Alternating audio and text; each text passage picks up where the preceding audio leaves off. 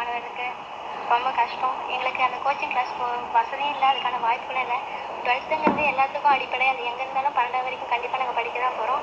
நீட்டுன்றது எங்கள் ஊரில் இருக்க அந்த ஏழை எளிய மக்கள் யாருமே அப்ளை பண்ணல. எனக்கு தெரிஞ்சு 2-3 பேர் தான் எழுதிருந்தாங்க. அவங்களும் தேர்ச்சி கூட பெறல. நல்ல டேலண்டான பசங்க தான். இருக்கும்போது நீட்டுங்கிறது எங்களுக்கு கஷ்டமாக இருக்குது. கோச்சிங் கிளாஸ் கூட வசதியும் இல்லை, அதுக்கான வாய்ப்பு இல்லைங்கும்போது எங்களுக்கு என்ன கிடைச்சிருக்குதோ அதை வச்சு தான் நாங்கள் மேலே வர முடியும். நீங்கள் புதுசாக எதாவது சொல்லும்போது அது எங்களுக்கு உண்மையுமே கஷ்டமாக இருக்குது. என்ன சொல்கிறது, நீட் தேர்வை நாங்கள் கொண்டு வர மாட்டோம் தமிழக மாணவர்களுக்கு, அது வேணான்னு சில பேர் சொல்லும்போது அந்த நம்பிக்கையும் இருந்தோம்.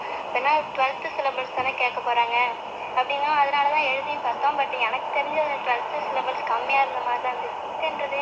கிராமப்புறங்கிறத விட ஏழை எளிய மாணவர்களுக்கு ரொம்ப கஷ்டம். எங்களுக்கு அந்த கோச்சிங் கிளாஸ் வசதியும் இல்லை, அதுக்கான வாய்ப்புகளும். திருமாவளவன், சீமான் எல்லாரும் போயிருந்தோம்.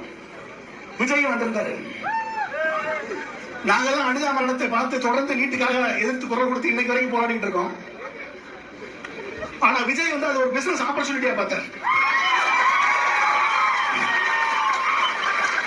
அனிதா மரணத்துல இவ்வளவு பெரிய பிசினஸ் ஆப்பர்ச்சுனிட்டி இருக்கான்னு சொல்லி அரியலூர்லயோ பெரம்பலூர்லயோ நினைக்கிறேன் அவருடைய தேர்தல் அஃபிடவிட்டை போய் படிச்சு பாருங்க.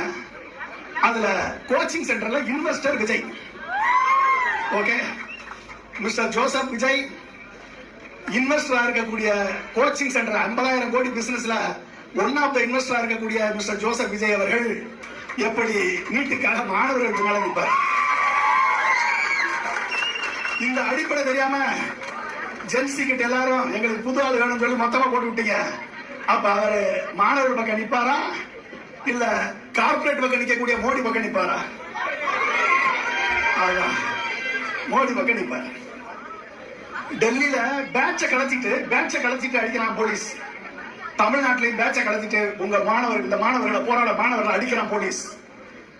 அப்ப டெல்லியில ஆளுவது பிஜேபி அரசு, தமிழ்நாட்டில் ஆளுவது பிராக்சி பிஜேபி அரசு.